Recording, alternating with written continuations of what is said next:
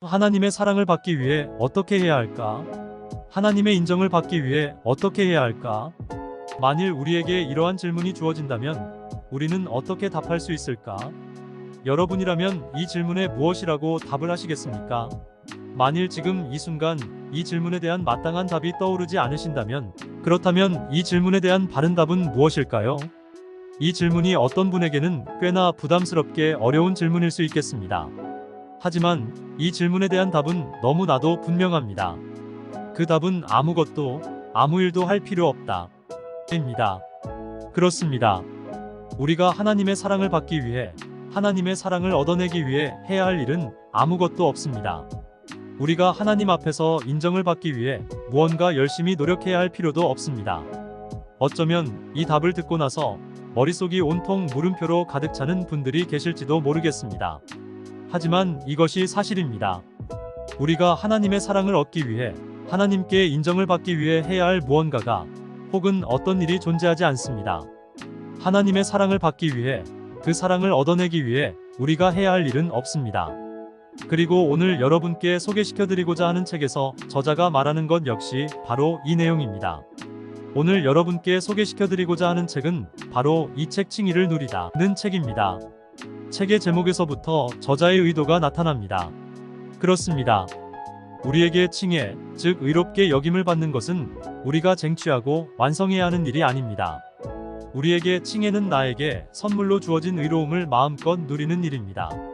저자는 성경을 근거로 칭의가 무엇인지를 분명하고도 쉽게 설명해 갑니다. 그리고 그런 칭의의 설명들 중에 특별히 기억에 남는 부분이 있습니다. 저는 개인적으로 칭의, 곧 의로움을 법적인 개념으로 설명하는 부분이 제일 기억에 남았습니다. 저자는 다음과 같이 말합니다.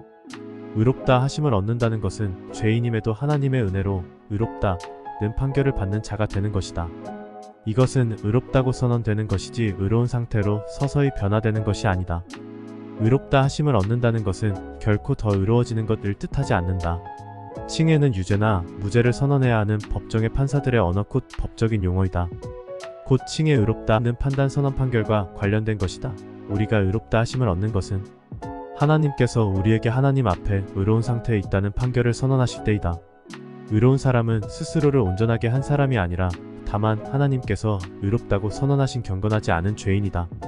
그야말로 칭의는 일한 것이 없이 하나님께로 의로 여기심을 받는 사람의 복이다. 어쩌면 우리는 하나님의 사랑을 받기 위해 방법에 대해 많은 고민을 할지도 모릅니다. 무엇보다 그 사랑을 받을 수 있는 자신의 자격에 대해 염려할 수도 있습니다. 하지만 저자는 그럴 필요가 없음을 성경이 말씀하는 칭의를 통해 분명하게 밝혀줍니다. 저희는 2023년을 맞이하면서 하나님의 자녀된 삶에 대해 계속해서 말씀을 함께 나누었습니다. 그리고 우리가 말씀을 나누며 계속해서 반복된 내용이 있습니다. 그것은 우리가 하나님의 자녀된 삶을 살아야 하는 이유는 자녀가 되는 자격을 얻기 위해서가 아니라 우리가 이미 자녀된 자격을 얻었기 때문이라는 사실입니다. 그리고 이 분명한 사실이 이번에 이 책을 교회에게 추천을 드리는 이유이기도 합니다. 이 책을 통해 하나님의 나를 향한 사랑과 그 은혜의 결과물인 칭의에 대해 다시 한번 곱씹는 시간을 가져보시기를 부탁드립니다. 아울러 나에게 주어진 칭의가 무엇인지를 성경의 말씀들을 통해 더욱 분명히 확인하는 시간을 가져보시기를 소망합니다. 그래서 나에게 주어진 하나님의 자녀된 삶의 여정이 무언가 증명해내야 하는 부담스러운 시간들이 아니라 나에게 주어진 귀한 선물들을 누리는 시간들로 재조명되는 기회가 되기를 기대합니다. 이 책을 읽은 시간이 여러분에게 주어진 귀한 은혜의 선물을 재확인하는 시간들이 되기를 바라는 마음으로 이 책을 여러분께 추천드립니다.